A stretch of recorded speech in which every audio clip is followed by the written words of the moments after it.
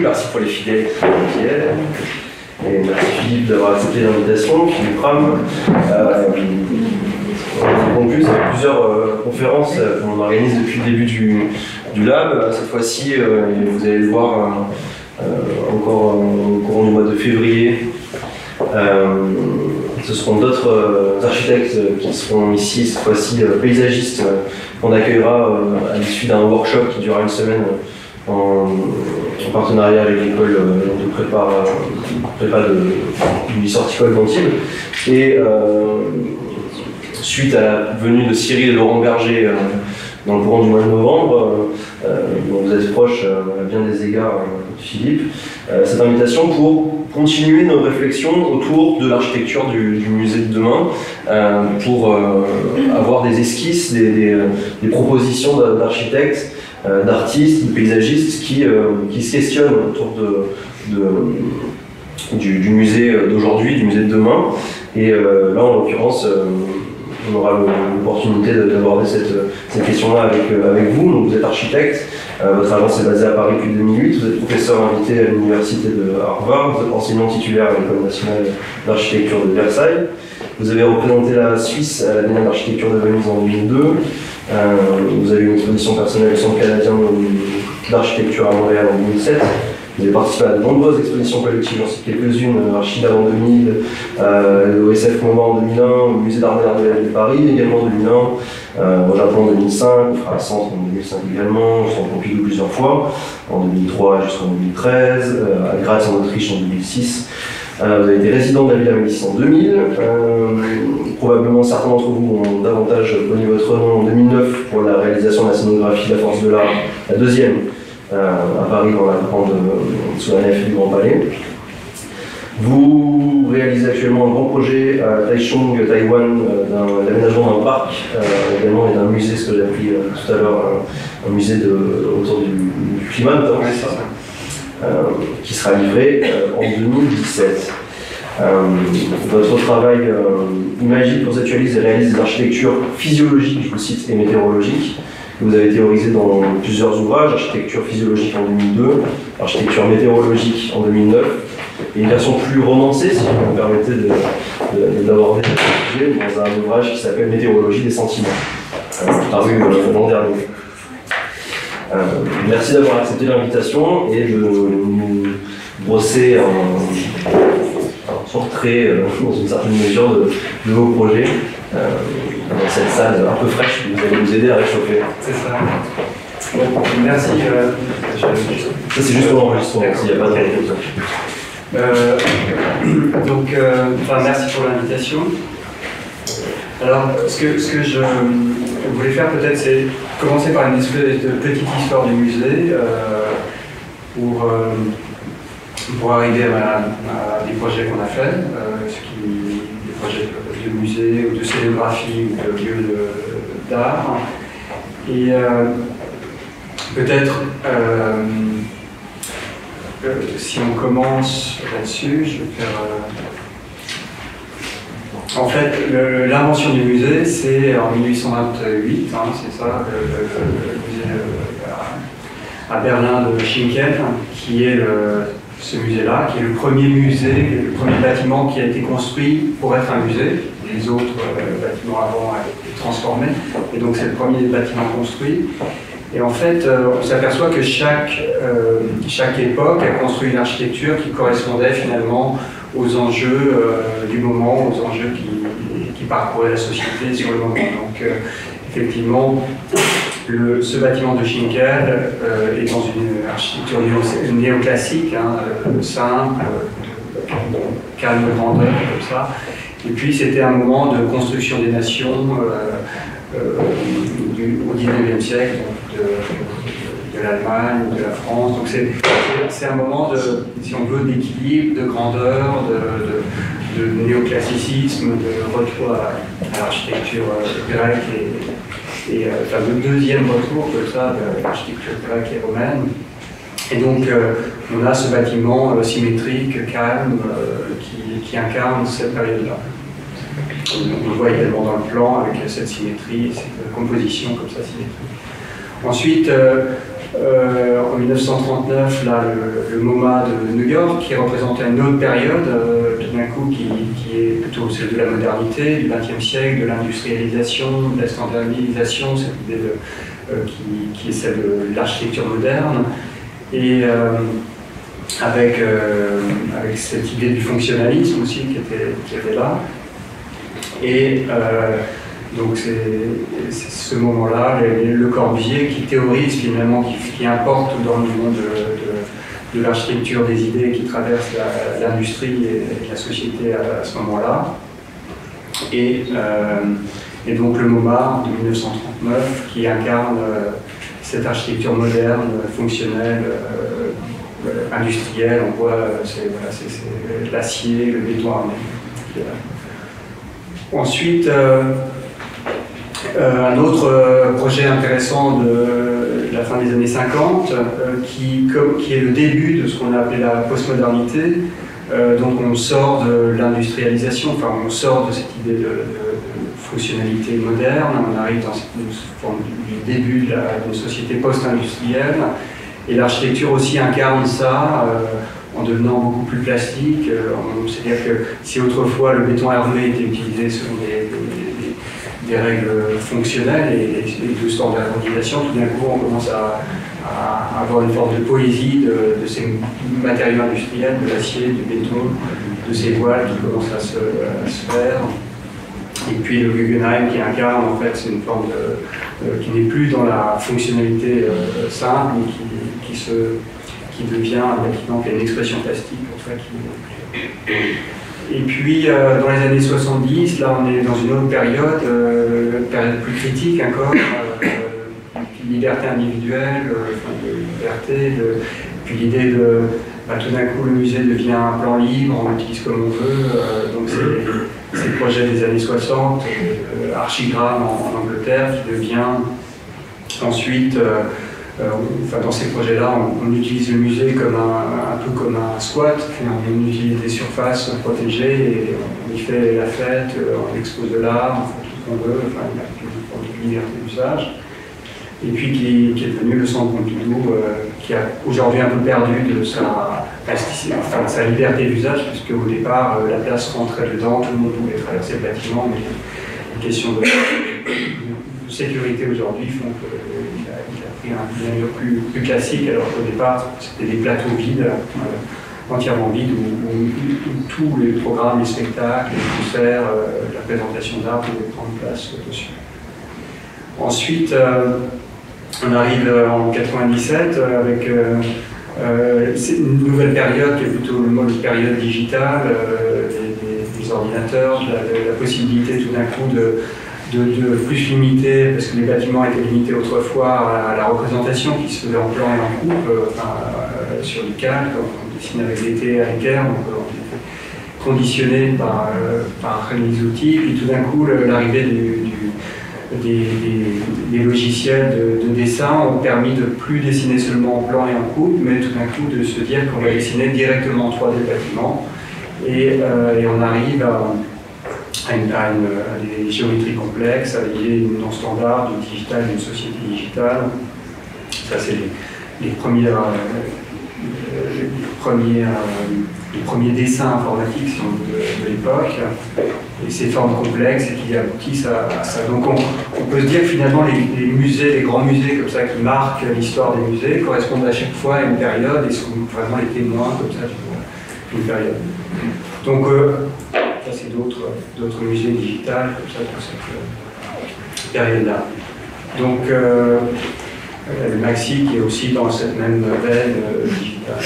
Donc aujourd'hui, on peut se poser la question quels sont quel est l'état du monde aujourd'hui et qu'est-ce qui va finalement charger le musée, de quoi le musée va être la représentation au XXIe siècle.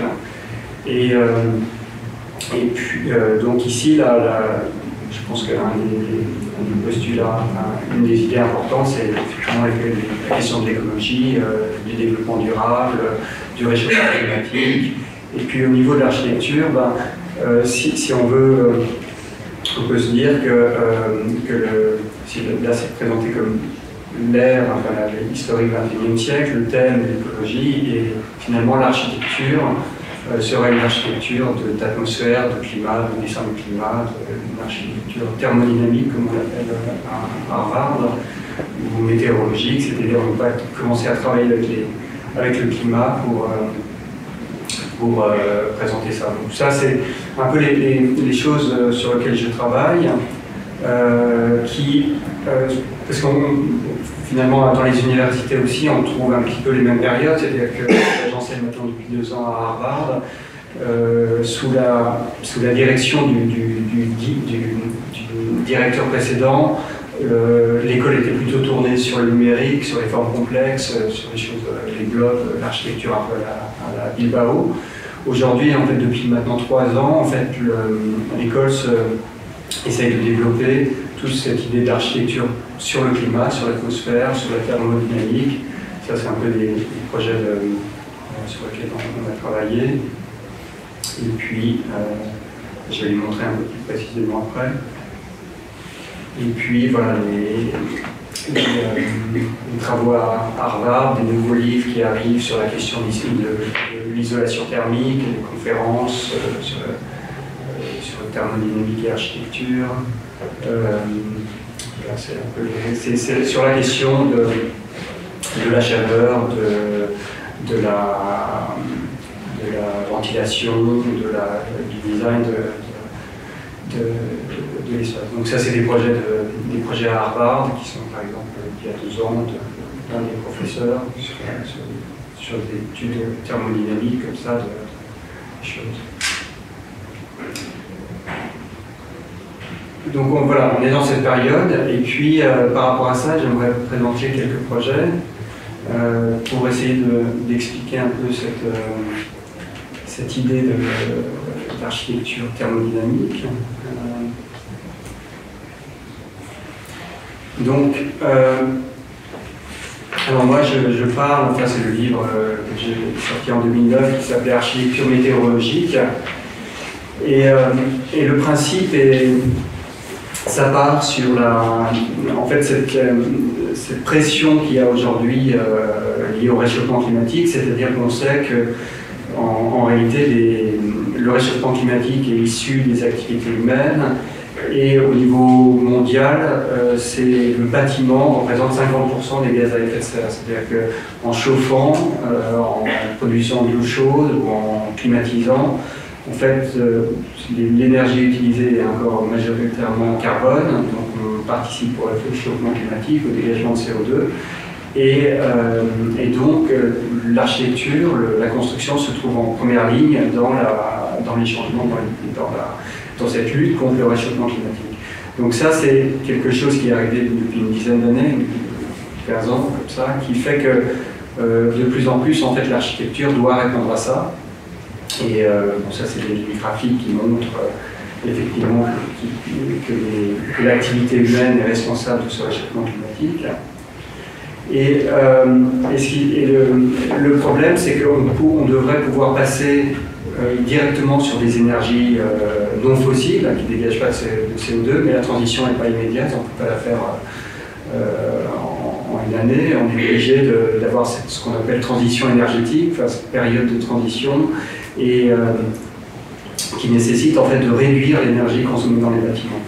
Donc il y a des réglementations qui sont apparues en Suisse ou en Allemagne avec ce qu'on appelle Passive House, ou en France aujourd'hui avec la réglementation thermique RT 2012 ou RT 2020, en fait qui oblige les bâtiments à dépenser beaucoup moins d'énergie pour dégager beaucoup moins de gaz à effet de serre et donc réduire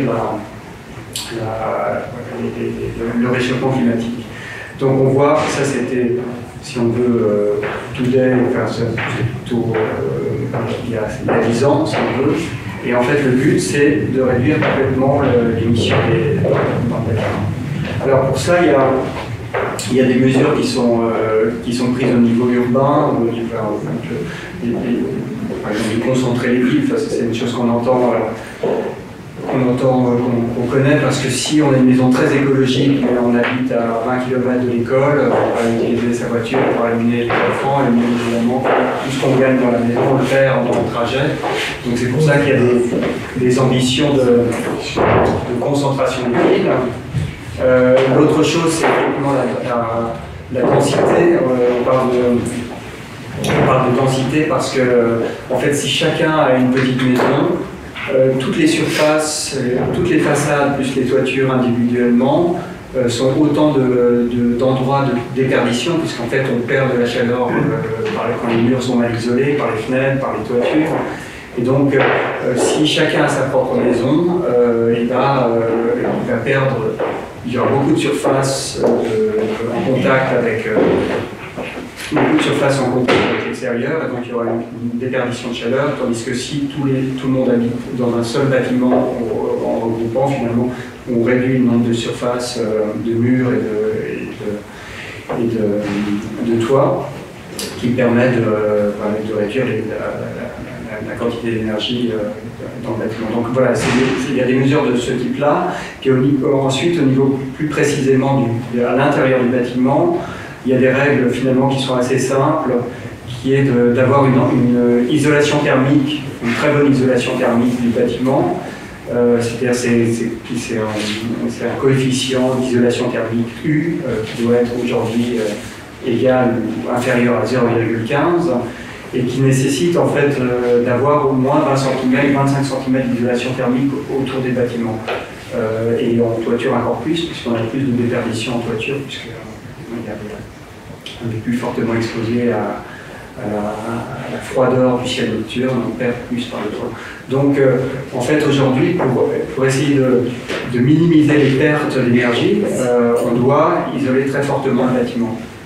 Alors ça, ça fait que les architectes, au départ, ont pesté contre ces mesures-là parce que la manière de construire, la manière dont ils faisaient les projets ne correspondait plus à. C'est-à-dire que si on veut avoir un bâtiment en béton structurel qu'on voit de l'extérieur, si on doit l'isoler, c'est-à-dire on doit mettre de la laine de verre ou de la laine de mouton ou ce qu'on veut, autour du bâtiment, on perd l'expression du béton, de la pierre, enfin de la minéralité de l'architecture. Donc tout d'un coup, toute une génération d'architectes s'est retrouvée en difficulté puisque leur bâtiment devenait emballé dans une doudoune qui faisait perdre en fait l'expression structurelle du béton armé ou du bâtiment.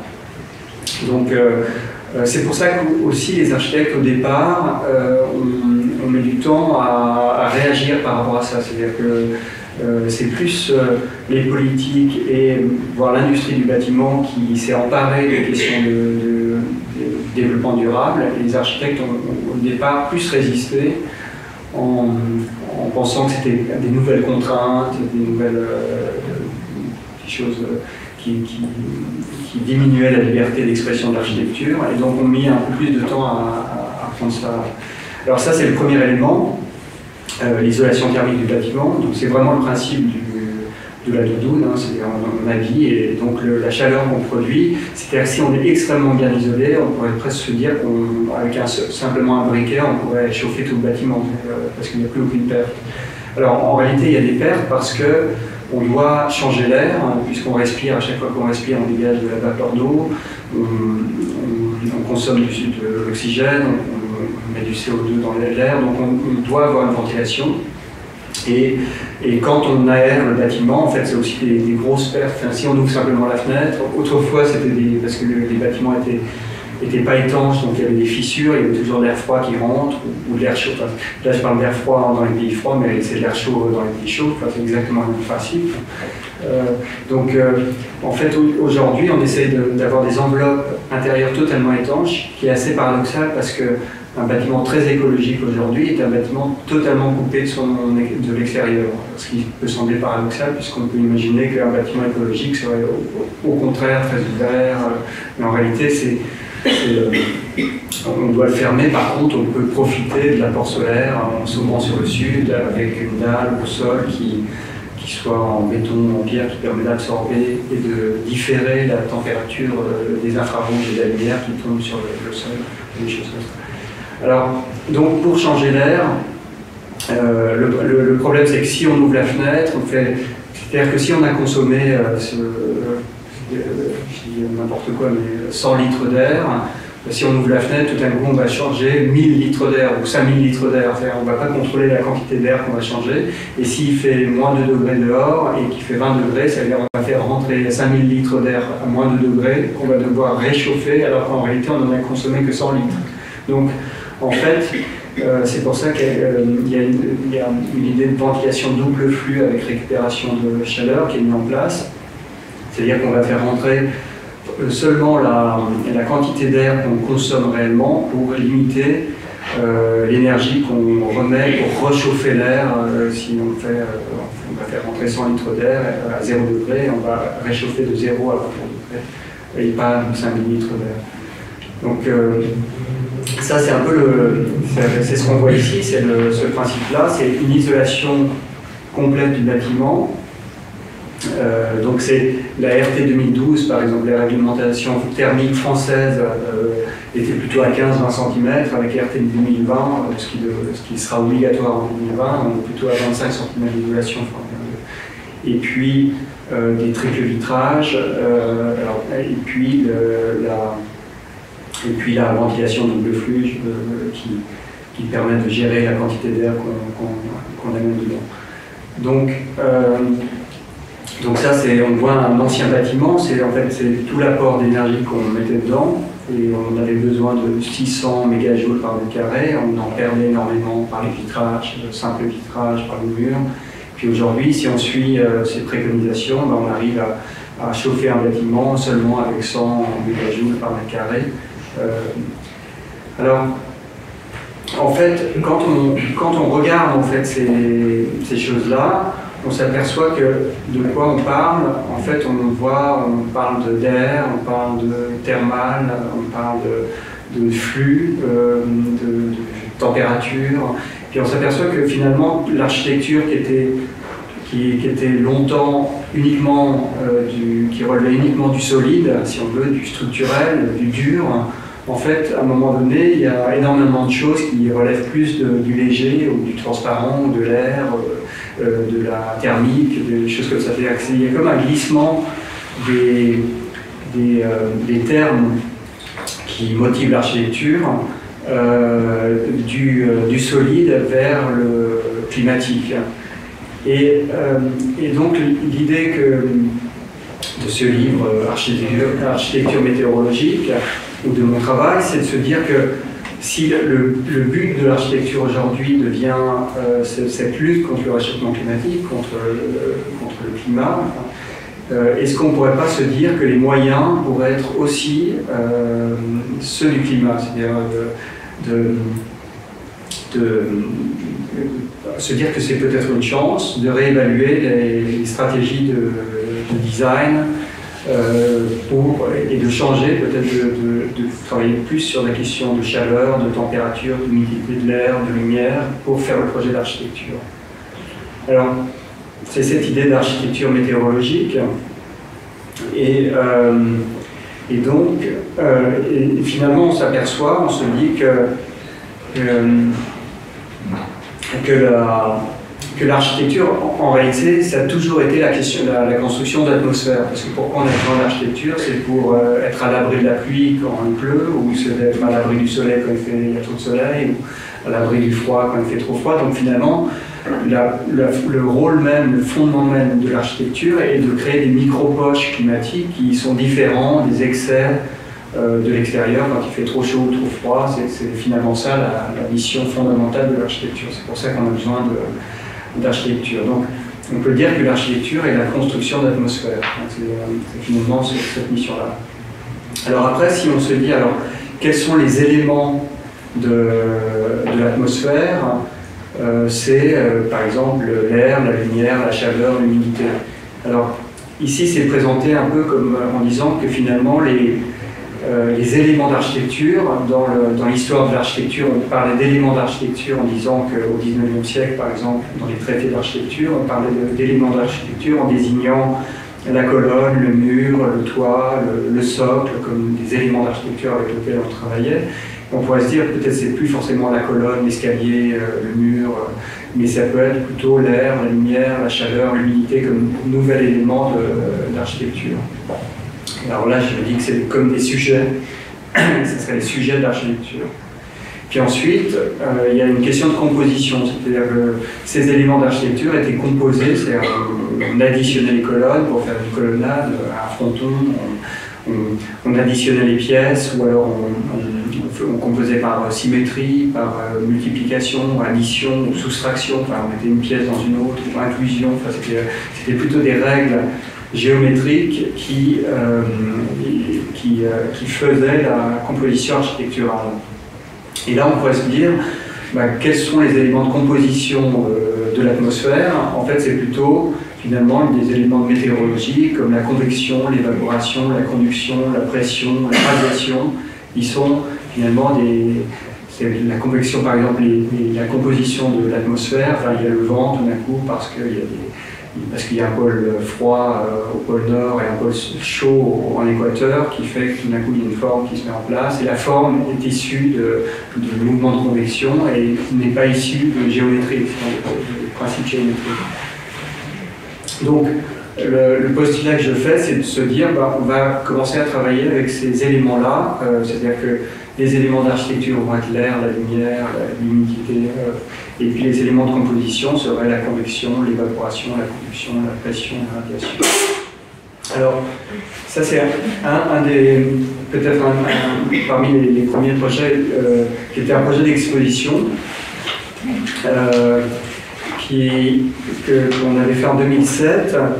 Et là, il y avait dans ce projet-là une idée de se dire est-ce qu'on peut faire de l'architecture, est-ce qu'on peut faire des formes ou des programmes par rapport à des questions climatiques. En fait, alors c'était une exposition qui était présentée comme une pièce neutre, avec l'idée de neutralité est importante dans le travail, je la montre encore plus après. Mais c'est l'idée de se dire que l'architecture va créer une sorte d'arrière-fond neutre, objectif si on veut, et qu'ensuite la subjectivité sera donnée par l'utilisateur. C'est-à-dire que, en fait, dans l'histoire de l'architecture, on s'aperçoit que, par exemple, les pièces du Sud étaient des pièces étaient les pièces où on habitait, les pièces du Nord étaient l'endroit où on stockait le lait, par exemple, pour caricaturer les choses, mais en fait il y a une forme d'objectivité du monde physique et qui est interprétée subjectivement par les habitants. Alors, dans ce projet-là, j'avais invité l'écrivain Alain Robbe-Grillet pour interpréter les espaces, donc c'était une idée de reprendre les principes du nouveau roman des années 50 dans les littératures, se dire que l'architecture ne disait rien, était juste un arrière-fond, construisait un arrière-fond qui pouvait être interprétable après par les habitants. Donc on avait produit cette pièce où il n'y avait rien, c'est-à-dire que tout était uniquement dans la lumière, dans l'air et l'humidité de l'air, c'est-à-dire qu'il n'y avait pas d'autres éléments qui constituaient l'espace. Et en fait, la lumière se tournait un petit peu comme le soleil tourne, c'était une forme d'abstraction comme ça du mouvement du soleil. Et en se déplaçant, en fait, ça fait que tout d'un coup, des endroits deviennent plus chauds près de la lumière, ou plus froids. Aussi au niveau de l'humidité, ça change. Et bien évidemment, au niveau de la lumière, il y a des endroits plus lumineux et d'autres plus sombres qui vont se mettre en place. Et donc, on avait tout ce qu'on voit, tous les petites boîtes qu'on voit, c'était des capteurs qui mesuraient le taux d'humidité, la lumière, l'intensité lumineuse et la température. Et donc, on avait mis au point un programme informatique qui analysait en temps réel chacune de ces 25 points, je ne sais plus combien il y en avait, et qui proposait des fonctions en rapport avec ça. C'est-à-dire que tout d'un coup, on était peut-être plus déshabillé. Je vais expliquer pourquoi après. Plus déshabillé là où c'est plus chaud, là où c'est plus sombre, peut-être on dort, là où c'est plus lumineux, on peut faire la gravure. C'est-à-dire qu'il y avait des fonctions qui apparaissaient en fonction des températures. Naturellement. Et ça, c'est dans l'histoire de l'architecture, il y a des choses plutôt amusantes qu'on peut trouver. Quand on réanalyse l'histoire de l'architecture par rapport à ça, on s'aperçoit qu'il y a des programmes sociaux qui sont nés de contraintes physiologiques ou de contraintes climatiques. Par exemple, l'idée de la place, de l'espace social ou politique, en fait, il naît du besoin d'aller chercher l'eau, parce qu'il n'y avait pas d'eau dans les maisons autrefois, on allait au puits pour puiser de l'eau, et donc, comme il y a du monde qui va au puits, ça fait qu'on a besoin de place, et les gens se rencontrent, et donc c'était dans cette nécessité de boire que finalement l'espace social se naît. C'est pour ça qu'il y a eu un échec quand on a voulu créer des places, avec rien, aucun programme, parce qu'on n'a rien à y faire. Voilà.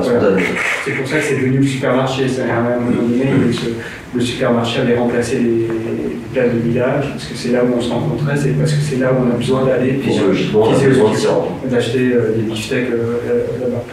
Ou alors il y a l'histoire de la veillée.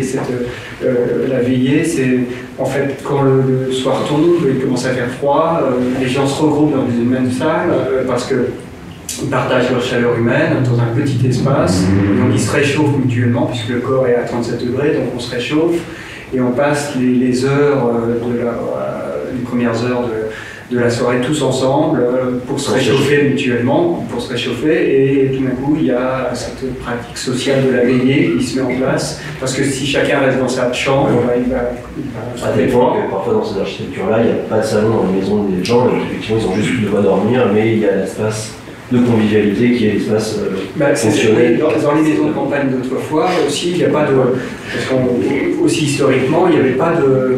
En fait, l'invention des différentes chambres, la chambre, la salle, la chambre à coucher, le séjour, en fait, est une invention du 19e siècle, du début de la bourgeoisie. Avant, il y a plusieurs exemples, même que ce soit dans l'architecture des maisons de campagne, où en fait c'était le foyer, le feu, qui organisait la maison. C'est-à-dire autour du feu, c'était là où dormaient les personnes, c'est là où on faisait la cuisine, c'était également la cuisine et aussi le séjour, donc tout était mélangé. Et puis plus on s'éloignait du feu, plus on trouvait d'autres programmes, donc c'était le feu qui générait sa fonctionnalité. C'est la même chose pour le palais pour le Louvre, le palais du Louvre, quand on trouve les textes, quand Bernin a fait le projet du concours qu'il a perdu. En fait, il proposait des pièces qui étaient toutes pareilles et il n'y avait pas de lieu pour dormir. Spécifiquement, le roi pouvait dormir peut-être en été plutôt au nord et en hiver plutôt au sud. Enfin, donc il y avait une forme d'interprétation possible des choses.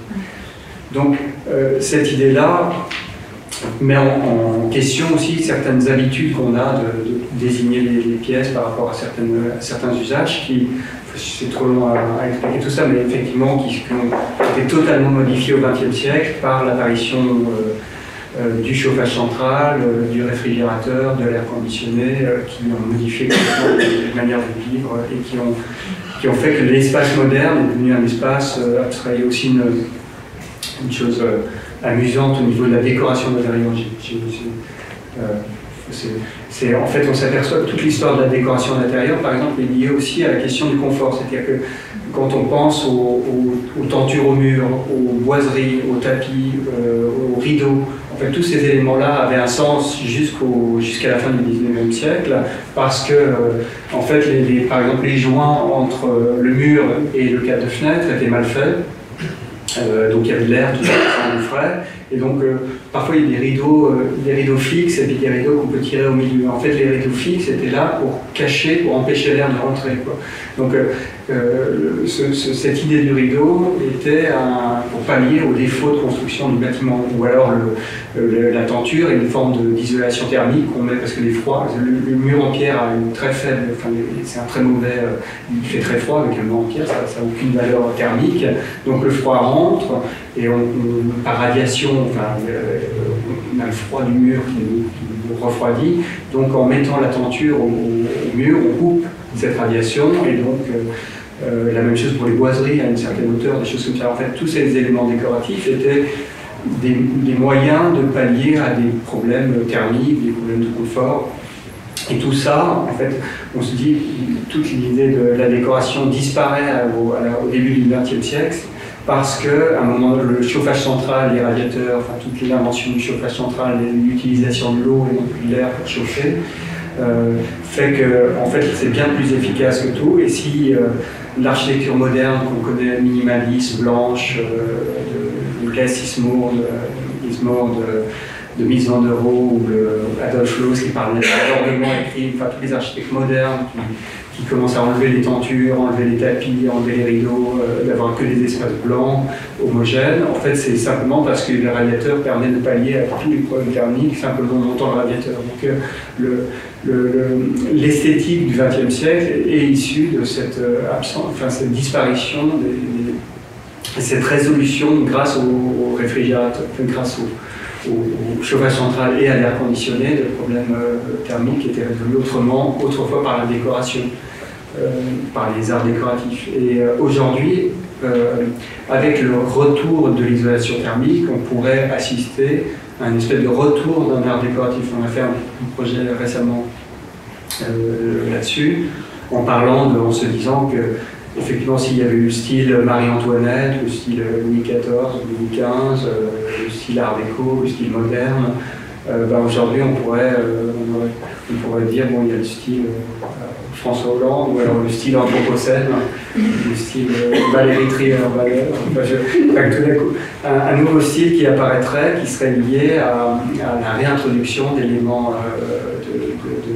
de l'isolation thermique du bâtiment, enfin, ces couches de laine de roche et de laine de mouton qu'on doit rajouter, l'isolation des sols, la ventilation en double flux qui devient une forme de nouvelle cheminée, enfin des choses comme ça. Mais ça fonctionne aussi pour l'extérieur, parce que là par exemple, vous parlez de François Hollande justement, récemment il vient d'annoncer qu'il y avait un programme, alors, à la fois pour relancer un peu l'économie, me semble-t-il, mais aussi pour répondre à des normes, celles de 2020, pour avoir des bâtiments publics qui répondent aux normes de réchauffement, en tout cas qui soient éco-responsables.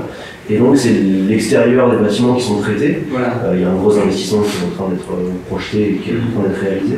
Donc de fait, ça a une incidence aussi sur l'architecture. Complètement. Alors, c'est d'ailleurs ça, en fait, ce projet-là, quand je parlais de l'art décoratif, c'était le projet qu'on avait fait, c'était pour un hôtel particulier à Paris. Et en réalité, on ne peut pas isoler par l'extérieur parce qu'il y a une valeur touristique et patrimoniale de la façade extérieure. On est obligé d'isoler par l'intérieur, ce qui est moins bien parce qu'on a des confroids au niveau des dalles. Par contre, au niveau de l'architecture, c'est une transformation. Peut-être c'est ce que je vais montrer maintenant là-dessus. Donc, alors, là je vais présenter, je vais repartir sur quelques éléments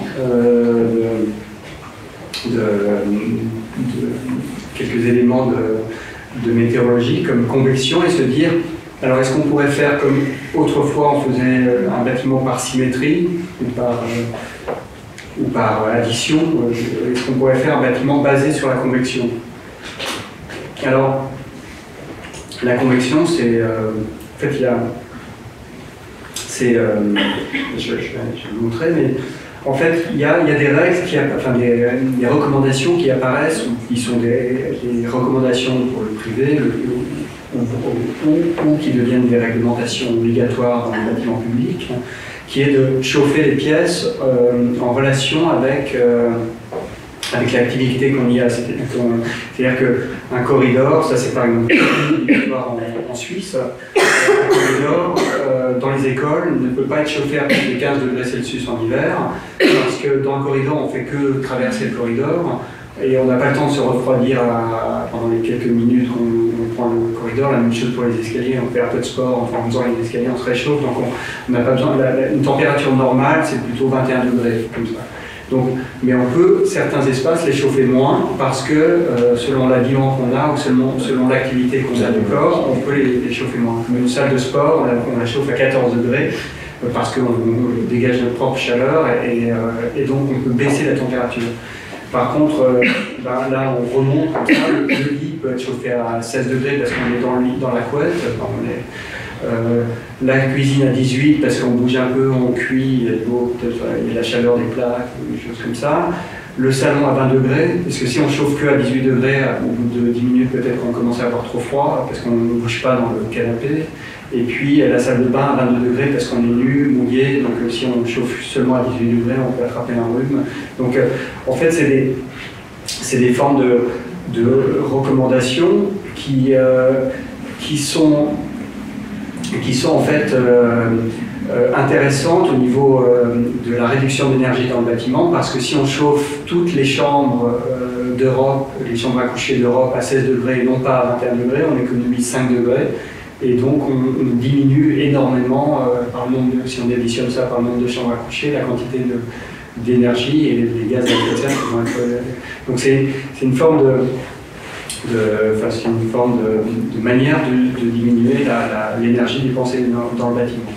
Alors, quand on analyse ça, le problème c'est que tout d'un coup ça contraint beaucoup l'architecture, puisque tout d'un coup ça empêche d'avoir des espaces ouverts comme on l'avait au XXe siècle, les lofts, les plans libres, puisque finalement on est obligé de séparer par une porte la salle de bain à 22 degrés de la chambre à coucher à 7 degrés, parce que si on laisse la porte ouverte, l'air chaud et l'air froid se mélangent et il va faire 18 partout et on aura trop froid dans la salle de bain, et finalement il fera 22 degrés aussi dans la chambre à coucher autant que dans la...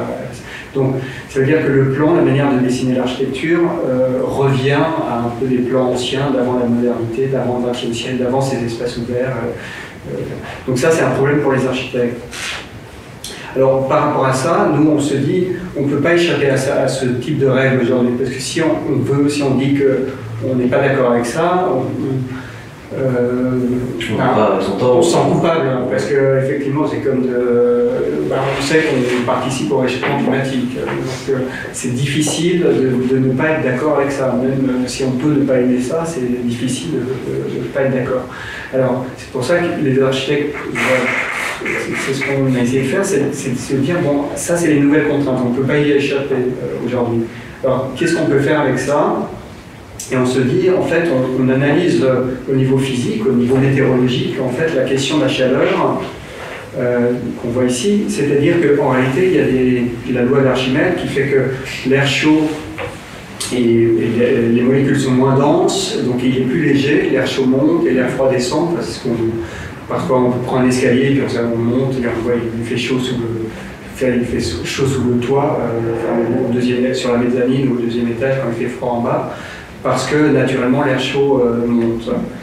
Et en fait, la courbe idéale du chauffage, c'est celle-là. Non, c'est celle-là. C'est-à-dire que, en fonction du corps humain, on aimerait avoir un peu plus chaud aux pieds, parce qu'on a moins de sang, on a moins de... c'est là où on se réchauffe. C'est pour ça que quand les alpinistes gèlent aux pieds, au nez, aux mains, parce que c'est là où il y a le moins d'afflux sanguin. Donc c'est là où on devrait avoir les pieds un peu plus chauds, quoi.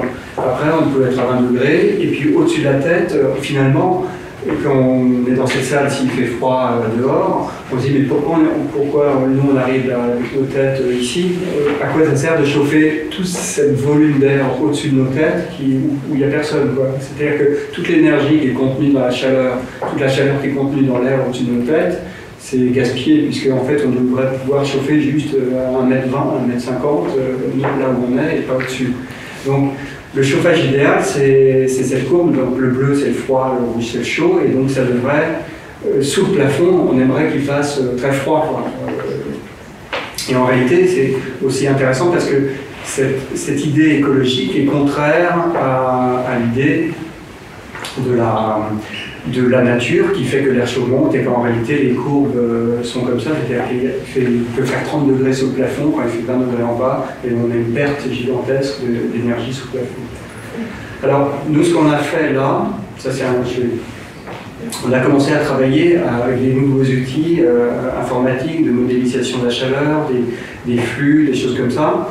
Puis j'ai montré un projet de musée sur lequel qui se basait là-dessus, c'était de se dire aussi, par exemple dans le musée, il y a différentes températures. Enfin, si on essaie d'analyser le musée en termes de température, on se dit, bon bah, il y a les espaces où les gens travaillent qui doivent être à 21-22 degrés, parce que sinon ils ont trop froid, en hiver, là je parle en hiver. En même temps, en France, la température moyenne ici aussi, c'est 14, 16, 15 degrés annuel, c'est 15 degrés, donc ça veut dire qu'il y a énormément de mois où on doit chauffer. Enfin, c'est le contraire. Mais, donc on doit chauffer le bâtiment. Donc on se dit, bon, on va résoudre ce problème. Alors là où on travaille, il fait 21 degrés, là où on visite l'exposition, En réalité, on bouge, on n'y reste pas une heure, on y reste, enfin, on change, on bouge un peu. Voilà. On marche, donc on peut le chauffer à 18 degrés. Et puis le stockage, là où il n'y a rien, on peut chauffer ça à 15 degrés. Après, il y a des normes de conservation, des choses comme ça. Et donc, on se dit, ben, finalement, le musée, c'est-à-dire, on part de ça, on se dit, c'est pas. Normalement, l'architecte dessine un musée comme selon une ancienne méthode, qui peut être la méthode de Schinkel, romantique, enfin, de construction des nations, la méthode moderne, la méthode postmoderne, la méthode numérique, et puis après, il demande à l'ingénieur de venir mettre la climatisation dedans. Nous, on se dit, ben, pourquoi ne pas partir justement de ce problème actuel, de l'écologie, pour faire le musée? On ne va pas déléguer ça aux ingénieurs, on va travailler immédiatement dans le processus du projet pour faire le projet. Alors, donc ça, c'est le principe, c'est de se dire, bon, comme il y a le musée, finalement, selon un point de vue climatique, il est étendu entre deux pôles, un pôle froid, comme une espèce de pôle nord qui serait à 16 degrés, et un pôle chaud qui serait l'équateur à 22 degrés, comme ça. Et on peut se dire que finalement, c'est ça un musée, c'est ça. C'est un champ spatial entre 16 degrés et 15 degrés et 22 degrés. Alors, on prend littéralement ça. Comme Le Corbusier prenait littéralement les possibilités du béton armé pour faire l'architecture, comme Fangheri a pris littéralement les possibilités du computer pour faire les formes. Enfin, nous, on prend littéralement la question du climat pour dessiner la forme du musée. Et donc, on met en place deux pôles. Alors, c'est pour ça que je parle de convection, parce que après, on met en place un premier pôle chaud qui se trouve ici. C'est-à-dire là, c'est un premier radiateur qui va chauffer à 22 degrés. Donc on sait qu'il y aura, le bâtiment est parfaitement isolé, donc il n'y a pas de perte comme ça. Donc là, il va faire 22 degrés, là, il va faire 21 degrés, 20 degrés, 18 degrés, et ici, il fera 16 degrés. Alors, le plan, ça c'est le plan du sous-sol, c'est-à-dire que l'air froid est en bas, il y a un tout petit peu d'influence du premier radiateur, si on veut, et là, on a des grandes surfaces de stockage, si on veut, dans cette partie-là. Puis progressivement, on monte dans les étages, l'air chaud monte, se répartit comme ça, se diffuse plus largement, et puis, donc les parties bleues sont toujours le stockage, et puis, les parties jaunes sont les lieux où on reste plus longtemps, peut-être le restaurant, les bureaux, les salles de conférence. Et puis les parties entre deux, à 18 degrés, en vert, ça ne sort pas très bien dans la couleur, mais seraient les lieux d'exposition. Les salles d'exposition qui changent en fait de forme à chaque étage en fonction du mouvement de l'air, de la montée de l'air chaud, qui fait que plus on monte en hauteur, plus la chaleur se dégage, et les espaces tout en haut sont naturellement plus chauds, donc on a plus d'activité statique de bureaux tout en haut, et plus de stockage en bas, et puis à chaque étage se déforment les pièces. Alors finalement, en faisant ça, en faisant le modèle et en analysant les formes que ça donne, on a cette image qui apparaît, c'est-à-dire ça, c'est les salles d'exposition qui se déforment, qui suivent et qui commencent à générer des formes intérieures qui apparaissent en fonction de cette stratification, de cette manière dont l'air chaud monte et dessine l'espace intérieur. Donc, ce qui est intéressant, c'est que tout d'un coup, il y a des nouvelles formes, une nouvelle manière de dessiner les espaces qui apparaissent en prenant comme postulat que la convection, le mouvement ascendant de l'air, va dessiner l'espace. Ensuite, il y a aussi d'autres choses, c'est-à-dire que comme l'air doit passer partout, finalement, toutes les cloisons sont légèrement poreuses, l'air doit s'infiltrer partout, c'est pour ça qu'ici on représente, on voit les gens à travers ces planchers, et puis on est finalement dans une atmosphère générale, comme ça,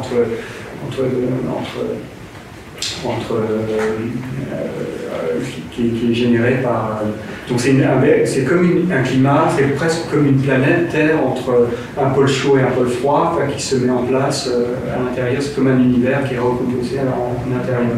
Et non pas parce que ça nous plaît de recomposer un univers, mais parce qu'on essaye de répondre aux enjeux du réchauffement climatique, du développement durable. Et là, on a un peu quelques images comme ça de ce projet, et puis après, les pièces qui peuvent se positionner dans ce... Donc il y a finalement une esthétique qui apparaît il y a une formalisation, une esthétique qui apparaît de ça. Ça, pardon, juste pour revenir dessus, c'était un projet pour un musée en Pologne, semble-t-il. Et donc ça, c'était... Est-ce qu'il y a eu, dans le cahier des charges initialement de l'institution en question, quelque chose lié à cette problématique-là, mais pas du tout? Non. Donc ça, c'est le gouvernement qui... Quel a été le premier... Ça, c'est quoi, 2008 Ça, c'est 2008, ouais. Et c'est... quel est le retour du client, entre guillemets, même si au final le projet est réalisé ou non? Non. Et quel est le premier a priori? Je pense que nous, ce qu'on fait, c'est qu'on a... Je pense qu'on a amené certaines nouvelles idées, comme ça. Je pense que les retours, on a beaucoup de publications, beaucoup de presse, beaucoup d'invitations. Et puis je pense que j'ai l'impression qu'on forme les esprits en même temps qu'on fait les projets. C'est-à-dire que c'est des choses qui paraissaient... Moi, la première fois que j'ai fait un projet sur des questions de climat, en 2005, les architectes en face de moi, j'ai eu 2 critiques. Une critique qui était... Ils ne comprenaient pas pourquoi on basait sur le climat et pas sur les chaises handicapées ou sur autre chose. Ils ne voyaient pas l'intérêt de parler du climat, chose qui aujourd'hui est fondamentale. Puis la deuxième chose, c'est quelqu'un qui avait dit on ne peut pas structurer un projet sur un courant d'air. J'avais trouvé ça finalement très beau comme formule et j'ai dit c'est exactement ce que je veux faire. Mais c'était formulé comme une critique. Ouais. Et aujourd'hui, bon, moi je le vois par rapport aux collègues, par rapport aussi à l'université, par rapport à l'ensemble, je pense que c'est ma situation en tant qu'architecte, c'est-à-dire que j'essaie de faire des projets, mais en même temps je fais le projet du projet. Donc, je fais l'architecture du projet, je fais des projets d'architecture, mais j'essaie d'inventer un langage, j'essaie de comprendre, de ne pas hériter, de ne pas prendre pour argent comptant les méthodes inventées par les générations d'avant, mais de les réquestionner, d'essayer de réquestionner un langage par rapport à ça. Donc voilà, après...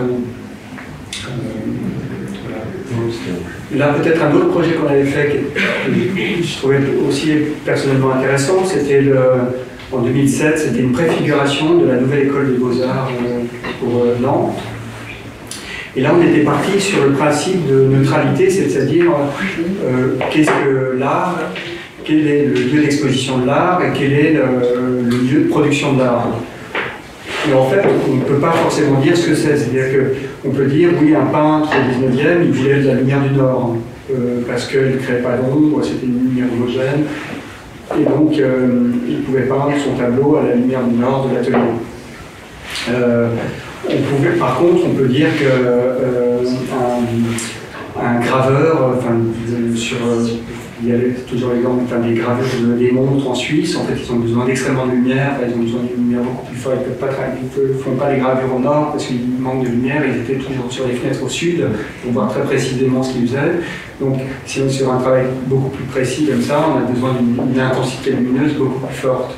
Ou alors si on fait aujourd'hui de la vidéo, on travaille sur un computer, on a moins besoin de lumière, pas trop fort, sinon... Voilà. Donc en fait, finalement, on se dit qu'il y a à la fois dans la production de l'art, il y a des intensités lumineuses qui peuvent varier. On peut vouloir faire dans l'obscurité complète ou dans la lumière complète, et puis finalement, on a une forme de gradation. C'est-à-dire, on ne sait pas, peut-être un artiste qui doit travailler en pleine lumière, un autre dans la lumière un peu plus voilée et un autre dans l'obscurité ou dans les... Donc finalement, l'idée, c'est de se dire on va faire les ateliers comme des variations, comme des gradations de lumière. C'est-à-dire on ne dit pas qu'un atelier aujourd'hui ça doit être ça. En fait, c'est des ateliers, peut-être le dire aussi pour tout le monde, mais c'est des ateliers collectifs. Donc il y a plusieurs étudiants qui même peuvent avoir différents types de pratiques. Voilà, alors après, ce qu'on me proposait, c'est d'avoir 4. Alors ici, c'est ça. En fait, on a ce pavillon, cette sorte de mini-école, se constituait de 4 intensités lumineuses, c'est-à-dire qu'on a 4 pièces, comme ça, avec un certain filtration de la lumière. Ici, c'était très intense, donc une lumière très forte. Ensuite, on filtre un peu plus et on s'enroule un peu vers l'intérieur, on est un peu plus obscur, et puis tout au milieu du bâtiment, on est complètement dans l'obscurité. Donc tout était fait en blanc en vert, qui filtrait avec des coefficients de transmission lumineuse de 33% et qui filtre à chaque fois. Et donc on arrive ici dans l'obscurité. Alors après, un étudiant, peut-être qu'il sait ce qu'il veut faire, mais peut-être qu'il ne sait pas ce qu'il veut faire, et il peut aller où il peut décider d'aller dans cet atelier-là, ou alors d'aller là, ou d'aller là. C'est-à-dire qu'à lui-même, il a la liberté de décider. On ne lui impose pas un certain type de lumière, il peut décider par rapport à la pratique qu'il veut faire, où est-ce qu'il veut aller. Et c'est un peu la même idée. On avait fait un autre projet de musée que j'ai pas là, mais qui était basé sur la même idée, c'est-à-dire que en Estonie, c'est ça? Voilà, ouais, exactement, qui était basé sur se dire qu'un musée, finalement, c'est des pièces qui vont varier d'intensité lumineuse. Il y a des endroits qui sont plutôt pour représenter de la vidéo, plutôt pour des vieilles photos ou des vieilles peintures qui nécessitent d'abord que 150 lux, d'autres qui nécessitent 500 lux et d'autres 1000 lux. Donc, que ça soit à la fois dans la production de l'art et dans la manière de montrer de l'art, en fait, c'est finalement, on se dit, le paramètre sur lequel on peut travailler, ça peut être un paramètre d'intensité lumineuse. On ne vient pas décider de comment on doit forcément présenter les choses. Puis après, dans ce même projet, en fait, on combinait la question lumineuse, l'intensité lumineuse, avec la question de la chaleur aussi qui monte. C'est-à-dire qu'un sculpteur, peut-être, s'il travaille sur la pierre à l'ancienne, en taillant, il peut être à 14 degrés. Et puis un peintre à 18 degrés, et puis tout d'un coup un graveur assis à sa table faudra de 22 degrés parce qu'il a trop froid. Donc finalement aussi selon l'activité, on peut avoir des variations de température. Alors ce projet finalement il offrait quatre qualités de lumière et 4 qualités de température. Et donc en fait ça monte, c'est-à-dire ici, c'est-à-dire dans si on veut, dans la première couronne, on a tout est à la même intensité lumineuse. Par contre, au niveau de la coupe, ça monte. Et donc, si on veut, on a très lumineux froid, très lumineux tiède, très lumineux un peu plus chaud et très lumineux très chaud. Ou alors on a obscur, froid, obscur. Et donc, en fait, ça se combine naturellement ça se met en place en suivant la nature, c'est-à-dire en suivant la filtration naturelle et en suivant l'ascension naturelle de l'air chaud, comme ça. Et puis ça crée finalement une sorte de labyrinthe, un peu parce que les choses puisqu'elles se montent à l'intérieur, donc ça crée des communications aussi entre certaines pièces, on peut passer d'un endroit à l'autre. Et on a ce plan qui apparaît, qui est des pièces qui ont une forme de neutralité comme ça, mais qui chacune offre des qualités. C'est-à-dire que là, c'est par exemple froid, très lumineux, et ici, par contre, là, c'est ici que c'est froid, un peu plus chaud, et là, froid complètement obscur. C'est une forme de variation comme ça dedans. Donc on voit c'est un plateau de combien de mètres carrés, pardon? Ça, je sais plus combien c'était. En fait, on était parti. Alors, bon, c'est peut-être toutes les pièces. Alors après, c'est la forme qui induisait des. Peut-être qu'on n'aurait pas dû faire ça, mais toutes les pièces sont le même nombre de mètres carrés, mais par la forme, en fait, elles prennent des formes différentes. Mais elles étaient sur le même nombre de mètres carrés. Je ne sais plus combien c'était. Peut-être 100 mètres carrés. Donc on voit après le bâtiment, et en fait il y a une chose assez complexe dedans, puisque tout d'un coup on peut ouvrir une porte et se retrouver dans l'autre chaîne et redescendre et repasser dans l'autre. Ça donne un espèce de labyrinthe intérieur qui était plutôt spatialement intéressant. Donc c'est ça aussi. En fait, ça c'est un postulat sur la question de l'invention, de l'imagination. C'est-à-dire que c'est plusieurs personnes, ça a été souvent dit, mais par exemple, on disait que l'écriture, qui était très scientifique d'Alain Robbe-Grillet, qui était très exacte, très précise, finalement produisait une forme de poésie par sa précision, et devenait quasiment presque magique, ou presque merveilleux, parce qu'elle était ultra précise. Et donc, c'est ça, en étant très scientifique ou très... en essayant de suivre littéralement des questions de développement durable, comme ça on trouve une nouvelle poésie ou une nouvelle spatialité ou de nouvelles qualités architecturales qui peuvent naître de ça. Donc c'est-à-dire que le côté scientifique ne s'oppose pas à l'invention et à la... donc ça c'était pour moi assez intéressant justement par les types d'espaces que ça génère auxquels on ne pense pas forcément si on doit les imaginer immédiatement.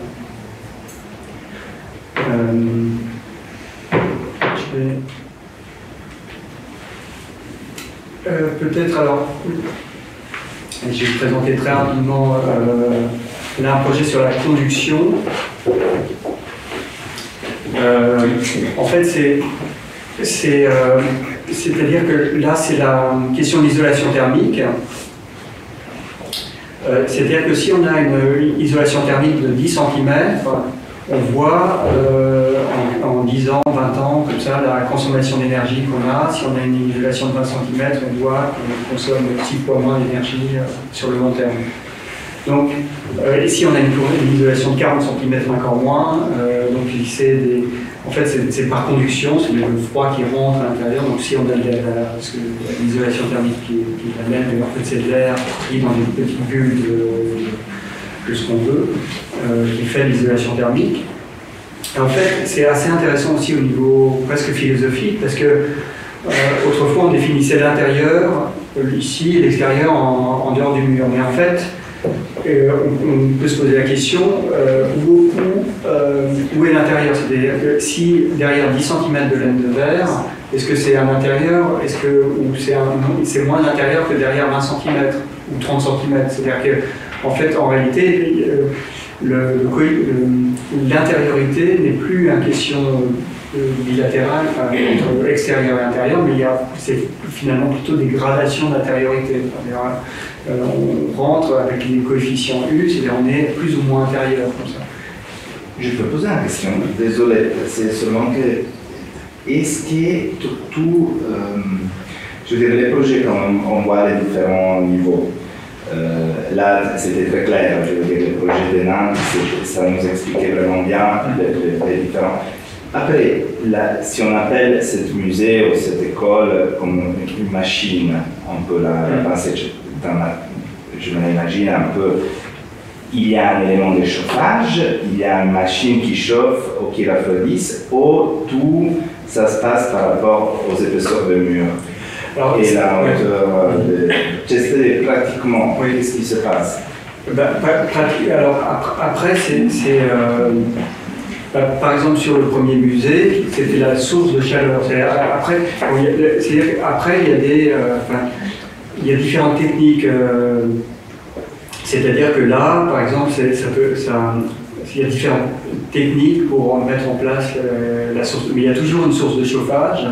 Mais à la limite, si on est très très bien isolé, il n'y a plus besoin. Enfin, à un moment donné, on arrive à diminuer très fortement la chaleur. Mais bien évidemment que la place du chauffage est importante. Par exemple, dans le premier musée, on place en bas la source de chauffage pour qu'elle monte comme ça. Et si on la place en haut, tout va chauffer en bas et on sera complètement froid en bas. Donc en fait, le positionnement est important. Mais après, bien évidemment que par ça, puisque c'est toute cette manière de faire va faire que on va chauffer beaucoup moins, on va mettre beaucoup. Il y a une consommation d'énergie beaucoup inférieure. Exactement, c'est ça.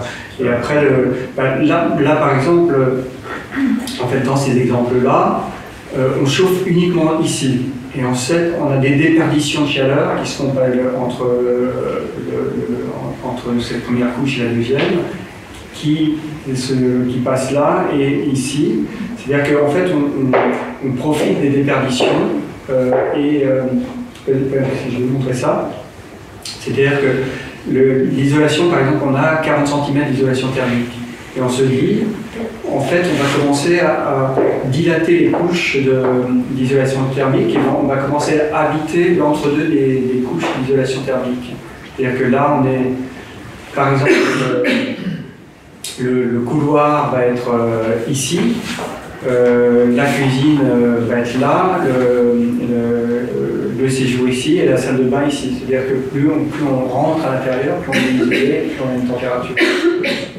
c'est-à-dire que cette structure architecturale, ce qui est pour nous un défaut, l'air qui rentre et qui nous refroidisse l'ambiance à ce moment célibestre, c'est à travers je suis italien, il y a un peu la spifro, mais je ne sais pas comment je peux le dire en français. Infiltration d'air. Voilà, oui. C'est-à-dire que les infiltrations d'air, qui sont un défaut pour une architecture obsolète comme celle où on se trouve maintenant, là, c'est tout étudié pour que l'infiltration d'air devienne l'élément qui fait l'écosystème de cette espèce. C'est ça, sauf que ce n'est pas l'infiltration d'air, parce que l'air est complètement bloqué, mais ça pourrait être ça, mais là c'est la conduction, l'isolation thermique du mur, la conduction du froid, c'est ça. C'est-à-dire que, en fait, ça c'est aussi peut-être, en fait, bon, je vais vite vous montrer un autre projet qui est basé là-dessus, mais c'est-à-dire que, en fait, aujourd'hui, par exemple, quand on construit un bâtiment, ça c'est le projet à Taïwan.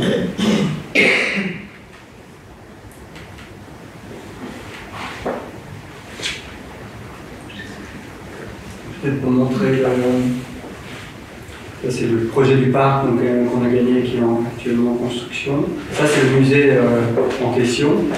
Et là, le principe... je vais passer ça, c'est tout le master plan, l'urbanisme du plan, qui est basé aussi sur la chaleur, la pollution et l'humidité de l'air. Ça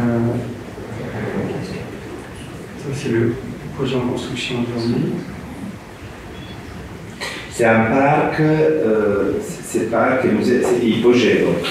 Il est en construction maintenant. C'est un projet de livraison en 2017. Voilà. Vous avez gagné en 2011 voilà, et en Donc là, excusez-moi, mais là vous soulevez un autre problème, c'est l'élément de pollution. Donc on arrive à filtrer donc, les éléments filtrateurs pour réduire la conduction de la pollution à l'intérieur du bâtiment. Oui. À l'intérieur du parc. Oui. Là c'est à travers le parc, mais à travers le bâtiment, parce qu'en fait quand il y a ces échangeurs double flux de ventilation contrôlée, en fait oui il y a un filtre dedans. Mais souvent la pollution elle est aussi très intérieure. Mais bien évidemment que c'est un élément essentiel aussi aujourd'hui, c'est-à-dire que c'est pour ça que la question de la pollution, du choix des matériaux, du choix des lumières, en fait a une influence sur la qualité de l'espace et c'est important de choisir des matériaux non toxiques, des choses comme ça. Donc ça modifie également le choix des choses. C'est-à-dire que, en fait, l'idée c'est de se re-questionner les choix des éléments d'architecture, mais aussi des matériaux en fonction d'ambition, d'être moins polluant ou d'isoler mieux les choses. Là, je montre juste là, donc ça c'est ces devices qui rafraîchissent comme ça par géothermie ou par évaporation. Bon, je ne vais pas présenter le parc, je présente juste ce bâtiment, mais en fait, pour expliquer peut-être cette stratégie de conduction, c'est-à-dire qu'autrefois, si on veut, on se dit que, en fait, c'est quoi un mur?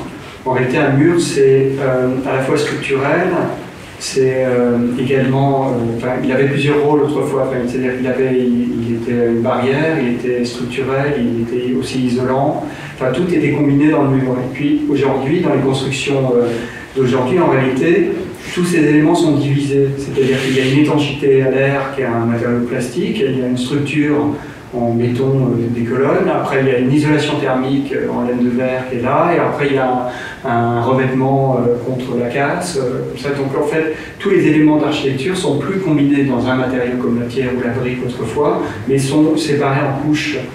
Et par exemple, ça c'est une réalité de la construction d'aujourd'hui, c'est-à-dire que le bâtiment est un millefeuille, en fait la gradation entre l'intérieur et l'extérieur se fait il y a un pare-vapeur aussi, il y a toutes sortes d'éléments qui constituent la façade du bâtiment. Et là on se dit aussi, pourquoi on ne re-questionne pas aussi cette manière, pourquoi on fait comme si on construisait en pierre un mur et qu'il est toujours compact, alors qu'en réalité il est composé de multiples couches. Et là, en fait dans ce projet-là, on commence à dissocier, c'est-à-dire on se dit, en réalité, peut-être que si entre la partie, si on veut, contre les coûts du bâtiment et l'étanchéité ou le barrière vapeur ou l'étanchéité à l'eau, on pourrait très bien avoir les escaliers, enfin, ou alors on pourrait avoir des passages, on pourrait avoir quelque chose entre les deux, ou alors entre l'étanchéité et l'isolation thermique, on pourrait aussi avoir du stockage, ou entre l'isolation et la structure, on pourrait aussi avoir des choses. Donc on se dit, on commence à dilater les couches, et il y a la couche, si on veut, de la barrière extérieure, il y a la barrière contre l'eau, la barrière contre la chaleur, et puis la structure. Comme ça. Puis le projet devient une dilatation, c'est-à-dire que là on a la barrière qui se dilate, qui ouvre un espace entre deux, qui devient ici, par exemple, c'est une cour, mais c'est un jardin, comme ici, mais à l'intérieur. Ici, par exemple, c'est un espace qui est protégé de la pluie, mais il n'y a pas d'air conditionné. Ici, c'est là, il y a l'air conditionné, c'est-à-dire on minimise aussi les endroits où il y a de l'air conditionné par rapport à là où on n'en a pas besoin, où il peut y avoir juste de la ventilation naturelle. Donc on vient en fait dilater toutes ces couches. Là, c'est... Et puis, au niveau de la construction, je montre. Au niveau de la construction, on le voit sur le plan, mais au niveau du détail de construction, on fait la même chose, c'est-à-dire que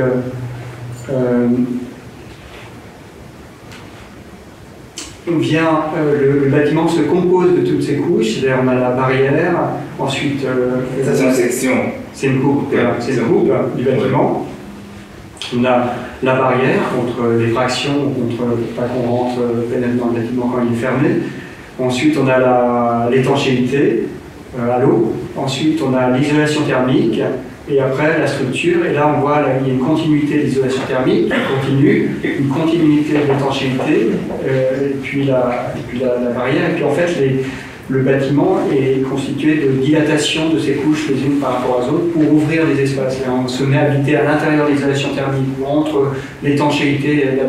On profite de ces couches en se disant, non, c'est plus seulement l'extérieur dehors et l'intérieur dedans, mais en fait, finalement, le bâtiment, c'est que des sections que vous avez en fait espacées, dans lesquelles... Mais ça c'est quelque chose que vous aviez aussi envisagé avec un musée en Pologne en 2006, il me semble, là c'était simplement sur le principe du verre.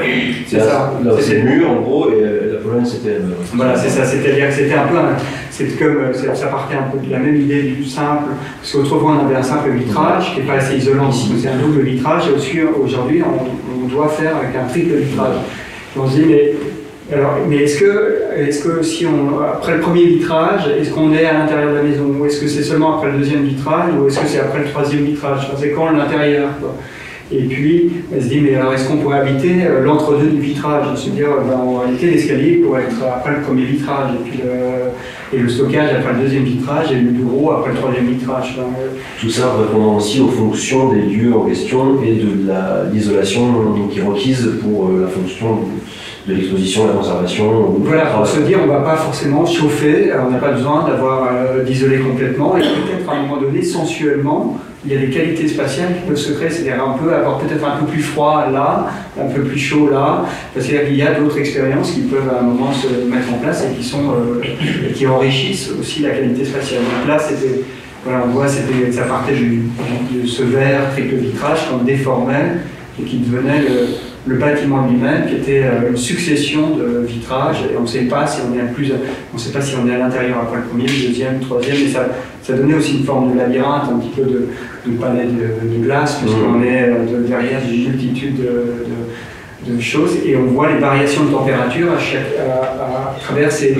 Après, il fait un peu plus froid dans le premier vitrage, un peu plus chaud dans le deuxième, un peu plus froid. Et puis la forme du bâtiment était une forme d'augmentation finalement du principe de la fenêtre en triple vitrage, 4 vitrages. Avez-vous un image? Ah voilà.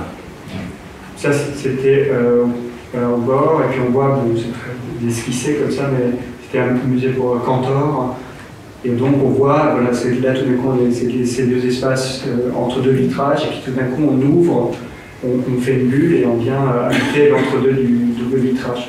Toutes les pièces sont des entre-deux du vitrage. Je vais peut-être terminer, parce que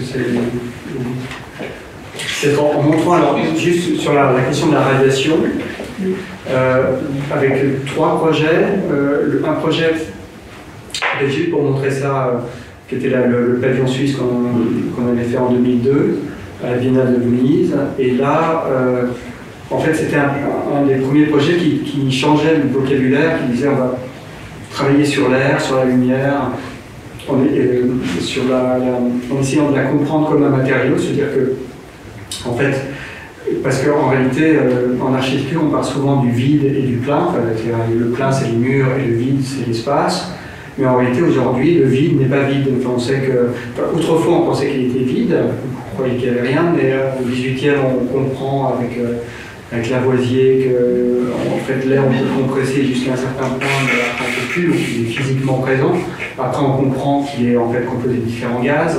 Ce n'est pas seulement un élément, comme dans la physique d'Aristote, on pensait l'air, mais en réalité, il y a le nitrogène, enfin, l'azote, l'oxygène qui composent principalement le CO2, qui compose principalement l'air. Donc, il a une qualité chimique et une qualité ensuite biologique, puisqu'avec Pasteur, on comprend qu'il y a aussi des virus ou des bactéries dans l'air, et puis après, on comprend qu'il y a aussi des rayonnements électromagnétiques. Donc en fait, ce qu'on croyait être un vide, en réalité, est plein.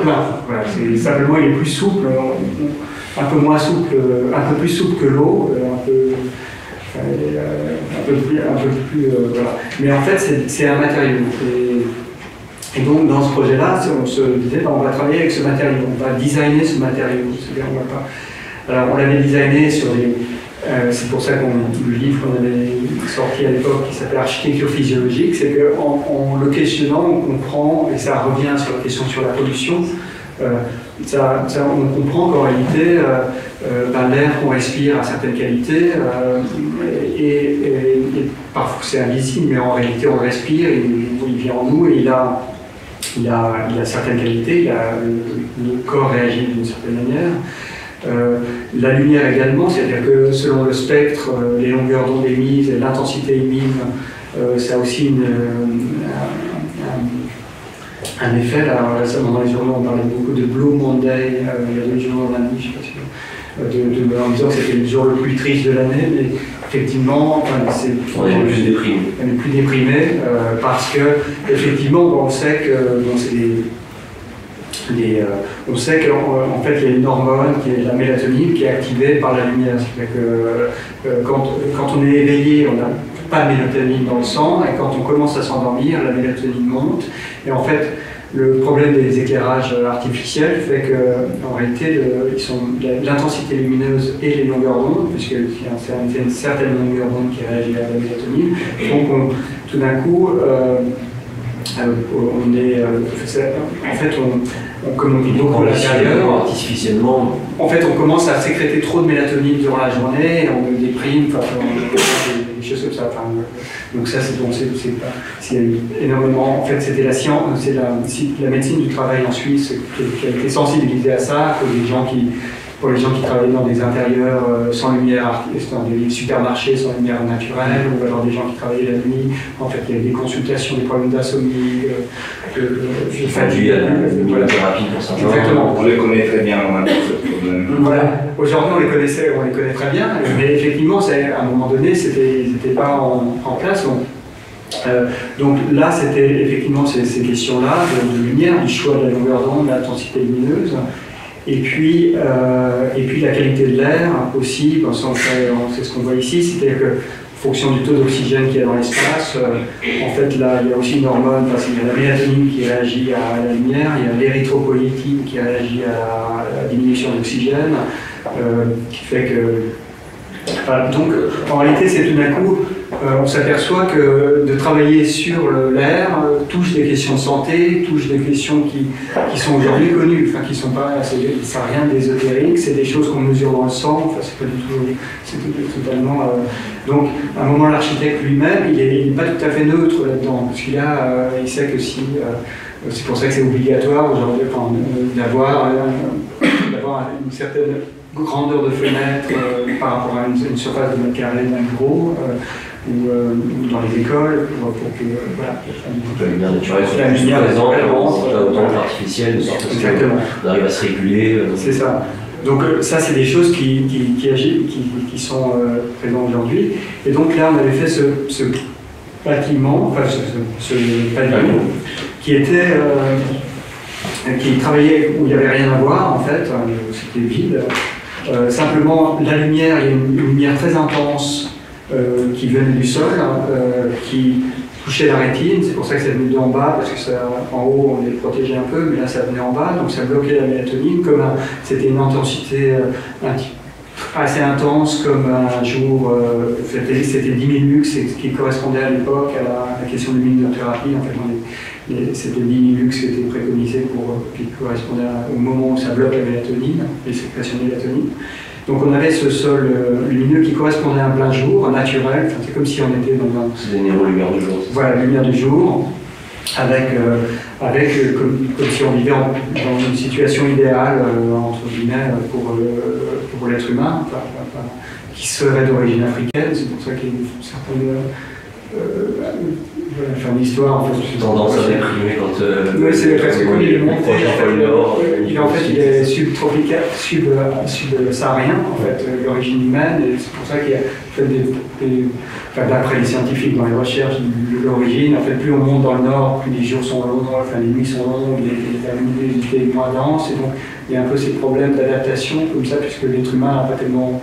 C'est pas tellement transformé physiologiquement depuis sa sortie d'Afrique. Donc il y a voilà, cette intensité lumineuse blanche d'en bas, et puis le taux d'oxygène qu'on avait réduit de 21% à 14,5%, qui correspondait finalement au taux d'oxygène qu'on trouve à la montagne à 3000 mètres d'altitude. Finalement, c'était comme la construction de la montagne, la représentation de la montagne, mais non pas de manière narrative ou figurative, mais de manière physiologique. Il n'y a rien à voir. Enfin, c'est plus, en rentrant dedans, c'est comme si on était à Venise, c'est comme si on ouvre la porte et on passe instantanément du bord de la mer, on se retrouve à 3000 mètres d'altitude, et la lumière blanche du sol pouvait rappeler aussi la réflexion de la neige, qui fait qu'on est beaucoup plus intense. Alors, ça c'était intéressant quand on avait fait ce projet. Les photos ne le montrent pas du tout parce que c'était très beau, très impressionnant. Aussi le taux d'oxygène, c'était une chose très, très forte. Et surtout, en fait, la blancheur des murs qui était là pour réverbérer, pour avoir plus de lumière, enfin, puisque c'est l'albédo, c'est le choix de la couleur du mur a été fait en fonction de la réflexion lumineuse. En fait, faisait que tout d'un coup, il n'y avait plus d'ombre, puisque tout se reflétait partout. En fait, il n'y avait plus aucune ombre. C'est-à-dire qu'on regardait les gens sans ombre aucune sur le visage. Et ça correspondait en fait finalement parfaitement à l'exposition d'art, puisque une œuvre d'art, quand elle est présentée, elle ne doit pas avoir d'ombre, sinon ça devient une sorte de dramaturgie faite par le scénographe. Mais l'artiste, s'il fait une sculpture ou s'il fait un objet, c'est un objet neutre qui... c'est pour ça que les lumières des musées sont homogènes. On cherche pour pas que tout d'un coup, il y ait tout d'un coup une lumière qui focalise et qui fasse un effet théâtral qui n'est pas l'intention de l'artiste. C'est cette idée de neutralité du white cube. Donc il y avait cet effet-là qui était là. Et qui était aussi effectivement la parfaite présentation des choses. Ce qui était aussi très impressionnant, c'est qu'en réalité, on ne voyait plus les limites, tout disparaissait, on ne voyait plus les angles, et on marchait sans savoir où était le mur. On ne plus finalement les limites de la chose. Donc l'espace était très impressionnant, très, très fort. Et en fait, le sujet qui était en jeu, c'était uniquement la lumière, enfin un taux, une intensité lumineuse, un spectre lumineux et une qualité d'air. Et ça générait en fait un ensemble de choses. Et cette idée de réflexion, c'était aussi l'idée un peu de la géologie blanche, de la force de l'art, qui était aussi de se dire, bon, comme le white cube, qui est cette neutralité du fond, c'est-à-dire l'œuvre d'art, c'est-à-dire que si elle est posée là, si si je la pose devant cet arrière-fond, on n'arrive plus à lire l'objet puisqu'il est parasité par le bleu de ça et le rouge de ça, tandis que si je le pose là, il est blanc et on lit parfaitement l'objet. Donc c'est l'idée du white cube, qui est un endroit neutre pour présenter l'œuvre d'art, et l'artiste présente son œuvre, il n'est pas pris en otage par l'architecture, par l'arrière-fond. Et là, c'était un peu cette même idée, mais finalement transformer ça en paysage par rapport, enfin, c'est-à-dire que, en fait, il y avait une trentaine d'artistes, et en fait, on avait étudié, on était parti sur une grille comme ça neutre, et chaque œuvre d'art nécessitait un dégagement pour la voir, et donc finalement, on avait fait le dégagement autour de l'œuvre d'art en fonction de la distance que l'artiste voulait, si c'est une petite œuvre, on est très proche, ou si c'est une grande œuvre, enfin, lui-même pouvait décider à quelle distance on pouvait percevoir son œuvre. Et puis ensuite, il y avait une chose assez amusante au niveau du poids de l'œuvre, puisque le Grand Palais, en fait, il a la dalle du Grand Palais, je me souviens plus exactement, mais je crois qu'elle peut recevoir que 200 kg par mètre carré, des choses comme ça. En fait, c'est fragile parce qu'il y a des trous, il y a des gaines, enfin, il y a des choses en dessous, qui fait que, en fait, si une œuvre est lourde, on est obligé de mettre des plaques de répartition, parce que si on la pose immédiatement là, elle casse, elle tombe en dessous. Donc on doit mettre des plaques de répartition pour que les 500 kg se répartissent non pas sur 1 mètre carré, mais sur 6 mètres carrés, qui correspondra. Et donc, les œuvres lourdes, en fait, se surélèvent, puisqu'il y a cette plaque de répartition. Et donc, c'est pour ça que ça s'est appelé géologie blanche, parce que finalement, ça créait une forme de petite colline. Enfin, à chaque fois, donc il y avait une œuvre plus lourde, paradoxalement, elle montait, puisqu'il y avait la plaque de répartition dessous, et une œuvre très légère, on descendait comme ça. Et puis après, chaque œuvre poussait ses limites par rapport à l'espace qui était autour. Et donc, voilà, ça déformait finalement l'ensemble de la trame neutre du départ, où chacun avait reçu la même chose, si on ne voulait pas un choix, c'est très neutre comme processus. Et puis ensuite, ça donnait des formes de paysages de white cube dépliés, dont les formes étaient liées à la contrainte de la taille. Contrainte de la taille, et ça monte à certains endroits plus se repose. On le voit ici, cette pièce monte parce qu'il y a une pièce plus lourde ici, plus légère. Et puis les distances poussaient les limites. Et puis ensuite, il y avait certaines œuvres qui nécessitaient d'être un éclairage artificiel, donc ça créait cette sorte de colline fermée, sinus fermée, qui contenait un éclairage artificiel. Et la lumière aussi, j'imagine que c'était une des contraintes pour vous. Alors, la lumière ici, c'était cette neutralité du blanc qui réverbère pour pas qu'il y ait. Voilà, en fait, quand le blanc touche, il réverbère l'autre, comme ça, donc on essaie de diminuer les ombres en réverbérant de tous les côtés. Finalement, c'est ce qui se passe dans les white cubes. Enfin, c'est-à-dire qu'on vient comme un billard, refléter la lumière pour que finalement la lumière arrive de tous les côtés et non pas qu'il y ait un effet dramaturgique. Donc là, vous utilisez beaucoup la lumière naturelle, a priori de la nef, pour justement... Alors là, en fait, c'était alors, je vous montrerai un projet qui correspond à ce que vous dites. Là, c'est quelques images. En fait, la première fois que je le présente, parce que c'est un projet pour la fondation Luma à Arles, qui va ouvrir la première exposition dans le nouveau bâtiment d'exposition, va ouvrir en 2016. Donc c'était un petit concours de scénographie qui avait été envoyé à quelques architectes, et on a gagné ça, donc ça va être réalisé pour juillet 2016. C'est sur 3000 mètres carrés.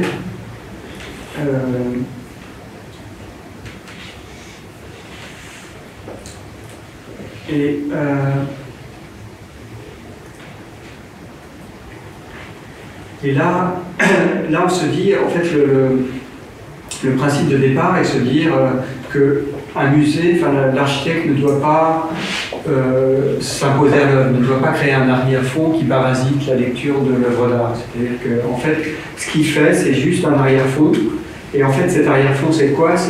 Finalement, c'est juste c'est de la lumière. C'est-à-dire que c'est un taux de réverbération. C'est-à-dire que on vient, si c'est blanc, bah, c'est très lumineux. Si c'est noir, par exemple, si on présente de la vidéo, c'est noir parce qu'on ne veut pas que si c'était blanc, bah, on est parasité, on n'arrive pas à voir l'image parce que le blanc réverbère, c'est pour ça qu'on projette les vidéos dans le noir. Ou après, il y a d'autres règles de conservation. C'est ce qu'on utilise là aussi, mais c'est les règles d'ultraviolet ou d'intensité lumineuse. Qu'une photo ancienne doit recevoir que 50 lux, pour un tableau peut en recevoir 150, ou une œuvre comme ça peut en recevoir 500 ou 1000.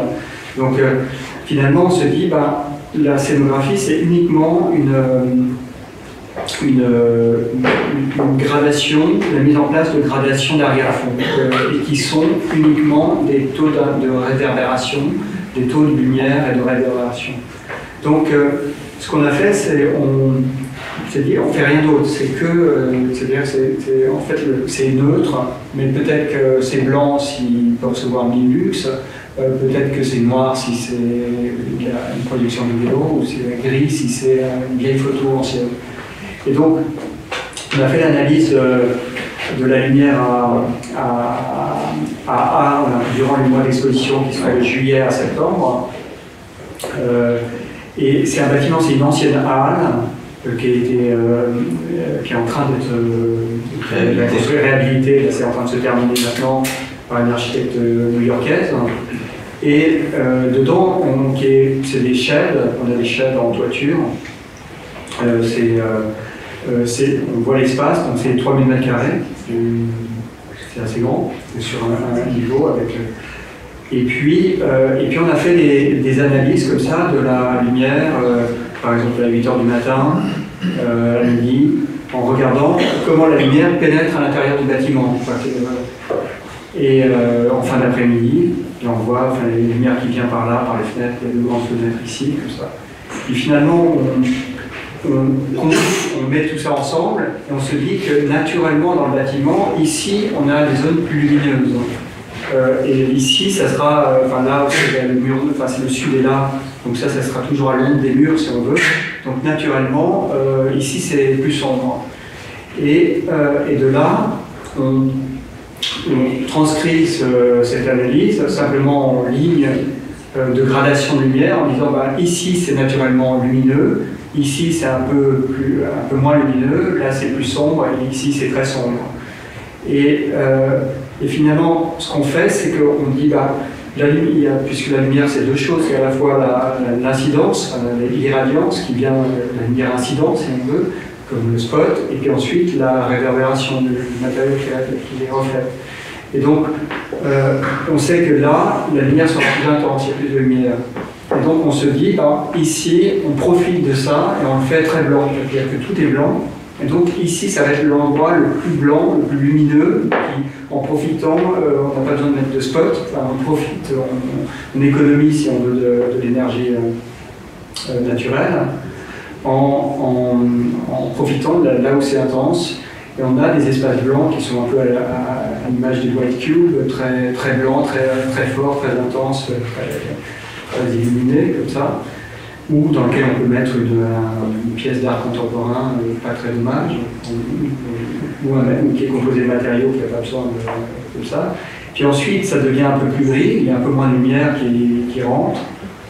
Et là, on fait un fond plus gris, comme ça, où on peut mettre quelque chose qui nécessite 200 lux, comme ça. Ensuite, ici, c'est plutôt les vieilles photos qui ne doivent recevoir que 150 lux. Et puis ici, ça peut être une projection vidéo, quelque chose de très... Donc, finalement, ça c'est le principe. La surface blanche, là c'est la lumière incidence, reflète tout. Gris, ça reflète seulement un tiers. Là, un tiers. Et puis là, tout le blanc, le noir absorbe tout, comme ça. Et là, c'est les critères, par exemple, justement, de conservation, dont 50 lux pour les vieux papiers photo, 150, 200 lux pour la peinture à l'huile, quelque chose comme ça. Et puis, Puis ensuite, bon, il y a ces différentes simulations, mais on a ce principe de simèse, c'est-à-dire qu'on vient ensuite créer des simèses autour de ces zones, si on veut. On a différentes solutions, et ensuite au niveau du sol, soit c'est un tapis blanc dans la partie blanche ou comme ça, ou alors on a deux solutions maintenant, ou alors des autocollants qui viennent, il y a le niveau de grille du béton et on vient l'atténuer en diminuant, en mettant des autocollants noirs si on veut, ou blancs de l'autre côté pour faire des réflux, c'est une discussion, mais c'est-à-dire que voilà, finalement la scénographie crée des espaces qui ont chacun, c'est-à-dire qu'à l'intérieur des espaces, on a le mur gris, le sol gris et l'autre mur gris, et on rentre dans des espaces qui ont la même qualité de lumière, et ensuite c'est offert comme ça aux artistes, aux curateurs, il y a 4 curateurs qui vont s'occuper de l'exposition, qui vont pouvoir placer des objets en fonction de l'intensité lumineuse qui est mise en place. Donc notre travail est celle d'une simple neutralité, c'est-à-dire qu'il n'y a pas de discours, c'est-à-dire que c'est juste de gérer les arrière-fonds, c'est juste de penser l'arrière-fond comme un taux de réflexion lumineux, simplement, uniquement. Voilà, je vais m'arrêter là. S'il y a des questions. Vous avez beaucoup parlé donc, de la lumière, ça et tout, mais au niveau de l'hydrométrie, par exemple, j'ai plusieurs questions en fait. Au départ, on vous expliquait que le musée est conçu comme un espace d'un cube qui est non seulement isolé, mais doublement, triplement isolé. Donc ça démultiplie, je suppose, encore les problèmes finalement de bactéries, aussi de moisissure, de gestion, de renouvellement d'air, etc. Alors, je ne vais pas soulever ce problème, mais basiquement, moi, ce que j'ai tout ça, c'est que vous avez des vents intérieurs qui interviennent pour éliminer tout ça. Au niveau de... Exactement, voilà, c'est exactement ça. Pour ça, vous pouvez tout répondre, je ne sais pas, vous avez sonné de questions. Il y a aussi donc comme ça, en général, ce sont des grands espaces, et puis avec des... c'est des subdivisions, des panneaux, certains secteurs.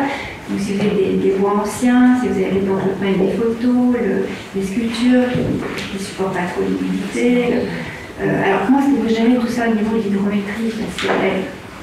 Là, les questions que vous vous posez, en fait, c'est exactement ça qui génère des projets. C'est-à-dire qu'on pose la question à un moment donné, alors comment on gère l'hygrométrie, on essaie de comprendre comment ça fonctionne, et effectivement, c'est tout d'un coup le support d'un nouveau projet, le support du design. C'est-à-dire, on se dit, ces problèmes-là, nous, on a fait beaucoup de projets basés sur l'humidité de l'air, sur la question de la ventilation, de ces vents intérieurs, des choses comme ça. Et par exemple, il y a des choses intéressantes, c'est-à-dire que l'isolation thermique n'est pas forcément, c'est-à-dire que dans la construction contemporaine, il y a l'isolation thermique, mais il y a les barrières vapeur, le pare-vapeur, ce qu'on appelle la vapeur d'eau. C'est pas en fait, l'isolation thermique ne bloque pas la vapeur d'eau. Donc on peut commencer à travailler aussi sur des couches entre ce qui bloque le pare-vapeur et ce qui ne bloque pas la vapeur d'eau. Et on a fait, je pourrais vous montrer des projets qui répondent complètement à ça, mais je peux vous en expliquer un par exemple, en fait, la manière dont on répond à ces questions d'humidité, on a fait aussi un projet en Estonie qui était basé aussi là-dessus, c'est-à-dire entre le plus humide et le moins humide, c'est-à-dire aussi par rapport à des critères de conservation de l'art qui nécessitent très précisément un certain type en fonction du matériau, c'est-à-dire que si c'est du bois, il ne faut pas que ça soit trop humide, sinon il y a des champignons qui apparaissent, c'est pas trop sec, sinon ça casse, ça sèche comme ça, donc c'est des taux très précis, d'autres matériaux nécessitent d'autres taux, c'est pour ça qu'il y a des choses qui...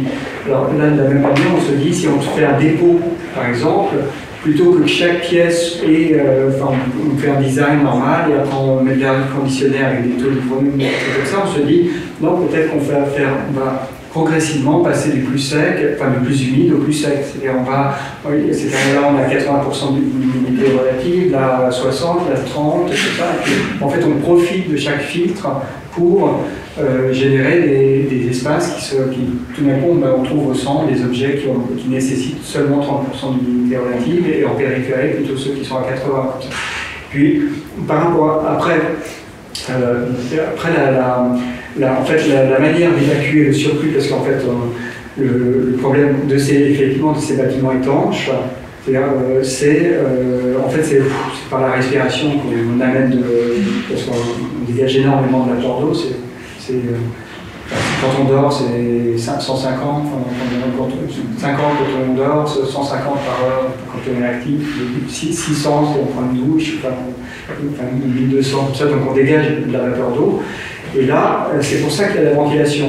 C'est parce qu'en fait, l'idée de ventilation, c'est comme ici, c'est en fait d'enlever le surplus de vapeur d'eau parce que l'air à une certaine température peut accepter une certaine vapeur d'eau et à un moment ça touche ça accepte plus et ça condense et ça crée des champignons sur les murs. Ça répond aussi à la question de Cristiano tout à l'heure aussi, peut-être qui aurait été une réponse importante, vous l'évoquez pas mal dans l'ouvrage, c'est le Gulf Stream recrée dans une certaine mesure, parce qu'en fait il y a ça, c'est-à-dire que dans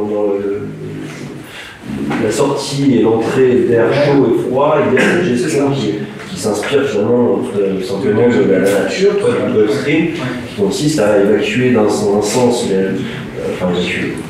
faire communiquer l'air chaud et l'air froid sur un principe relativement naturel qui permet à la fois donc, du coup, de donner l'énergie positive, disons si c'est le froid, le chaud quand il fait froid, et l'inversement, pour pouvoir tempérer l'espace en question, mais aussi pour répondre, et ça c'était donc apparemment structurel, aux espaces et aux fonctions de ces espaces-là, pour pouvoir répondre aux problématiques, en l'occurrence d'un musée puisque ça nous concerne, mais d'intensité lumineuse ou d'humidité, pour pouvoir stocker différents types d'œuvres, différents types de lieux, fonction des matériaux et des espaces dans lesquels ils sont stockés. Je peux vous montrer ça parce que ça répond exactement à ce que je vous dis. C'est-à-dire que là, c'est un projet de bibliothèque qu'on a fait. Et là, en fait, dans les bibliothèques anciennes, il y a les livres et les gens qui sont dans le même espace. Et le problème, c'est que le taux de renouvellement, le livre, il ne respire pas, il ne dégage pas de... Donc, en fait, tandis que les hommes respirent et on doit renouveler, après c'est je sais pas, disons, n'importe quoi, mais disons qu'on renouvelle 20 fois par heure l'air d'une pièce, là où on est là, tandis que pour un stockage de livres, on va le renouveler une fois par heure. Et si on renouvelle tout d'un coup 20 fois par heure le stockage de livres, ça veut dire que s'il fait froid dehors, on va chauffer 20 fois plus d'air qui sera froid pour le remettre à la température ambiante. C'est-à-dire on consomme beaucoup trop d'air et beaucoup trop d'énergie pour faire ça. Ça voudrait dire qu'aujourd'hui on ne peut plus faire de bibliothèque où les hommes et les livres sont dans le même espace. On est obligé de les mettre à côté parce qu'on va renouveler leur taux comme ça, et puis les hommes on va renouveler beaucoup plus vite. Et alors là aussi cette contrainte-là on commence à se dire mais en fait si on se dit que l'air, la ventilation en fait c'est comme une rivière d'eau, enfin comme une rivière d'air en fait. Et dans les rivières, quand vous voyez les rivières, il y a quand ça tout d'un coup elle s'élargit, en fait l'air est très rapide au milieu, et puis quand tout d'un coup quand ça s'élargit, ça devient beaucoup moins statique, ça devient statique sur le côté. Dans les rivières naturelles, on voit quand ça tout d'un coup s'élargit, là l'eau elle bouge presque plus, sur le côté comme ça. Et donc on se dit, mais en réalité il faudrait dessiner le bâtiment comme une rivière d'air.